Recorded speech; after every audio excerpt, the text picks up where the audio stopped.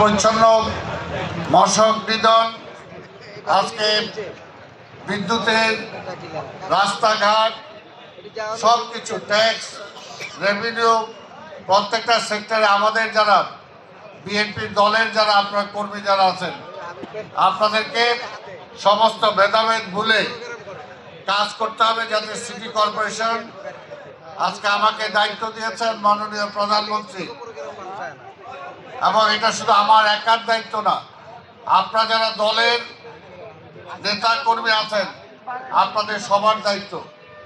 কাজে এখানে আমার কোনো কাজের যদি ব্যর্থতা হয়, সেই ব্যর্থতা কিন্তু আপনাদেরও সেই কাজটা মনে রাখতে হবে। কাজে আমরা জানি যে দীর্ঘদিন সিটি কর্পোরেশন সঠিকভাবে পরিচালিত হচ্ছিল না, কিন্তু আমাকে দায়িত্ব দেওয়ার পরে আমি চেষ্টা করছি আপনাদেরকে সাথে নিয়ে এই শহরকে যাতে পরিষ্কার রাখা যায়, এই শহরে যাতে নাগরিক সুযোগ সুবিধা যাতে আমরা নিশ্চিত করতে পারি, সেটার জন্য কিন্তু আজকে আমাদের সেই দায়িত্ব সবাইকে পালন করতে হবে। যদি আমরা সবাই সেই দায়িত্ব পালন করতে পারি, সবাই এক একজন কর্মী হিসাবে ঢাকা নগরীর পরিষ্কার পরিচ্ছন্ন থেকে শুরু করে সকল কর্মে নিজেদেরকে উৎসর্গিত করতে পারি, তাহলে কিন্তু ঢাকা শহরের সমস্যা আমরা সমাধান করতে পারব। আমাদের মাননীয় প্রধানমন্ত্রী চান clean city, green city. Clean city যদি করতে হয় তাহলে আপনাদের সবার সহযোগিতা দরকার। সবাই যার যার ক্ষেত্রে দায়িত্বটা পালন করতে হবে। আগে কতটুকু কি হয়েছে জানি না, কিন্তু এখন অফিস চলাকালীন বা আপনার দায়িত্ব তো চলাকালীন সেই দায়িত্বের সম্পূর্ণ কাজ কিন্তু আপনাকে পালন করতে হবে। আজকে দলের নেতা কর্মীরা যদি ফাঁকি দেয় তাহলে অন্যরা বেশি ফাঁকি দিবে।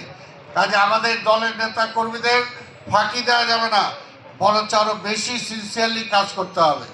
আপনার আগে যা করেছেন এখন তার চেয়ে আরও বেশি করতে হবে, কারণ এখন মনে রাখতে হবে যে আমাদের দল সরকারে আছে, ক্ষমতায় আছে। মানুষ বিরোধী দল এমনি কিন্তু সমালোচনা করে, কাজে সেই সমালোচনার সুযোগ যাতে তারা না পায়, তাদের জবাব আমরা যাতে কাজের মধ্য দিয়ে দিতে পারি, সেটার জন্য ঐক্যবদ্ধভাবে আপনাদের সবাইকে কাজ করতে হবে। আপনাদের সবাইকে ধন্যবাদ জানিয়ে আমি এখন মোনাজাতের জন্য অনুরোধ করব যে আমরা সবাই মোনাজাতে অংশগ্রহণ করব।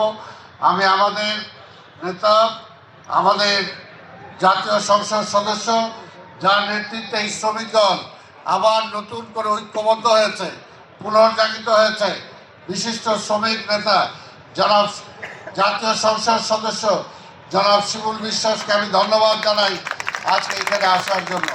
আমি ধন্যবাদ জানাই আমাদের ঢাকা 7-এর এমপি, জনগণের নেতা, যিনি ইতিমধ্যে এমপি হওয়ার পরে দীর্ঘদিন ধরে কাজ করে চলেছেন, আমাদের সেই নেতা জাতীয় সংসদ সদস্য জনাব হামিদুর রহমান হামিদকে আমি ধন্যবাদ জানাই।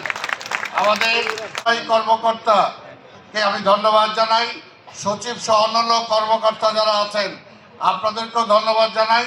আমরা 5 মিনিটের মধ্যে আমাদের দোয়া মাহফিল শেষ করে আবার যার যার কাজে আপনারা ফিরে যাবেন। আপনাদের সবাইকে ধন্যবাদ। খোদা হাফেজ। বাংলাদেশ জিন্দাবাদ।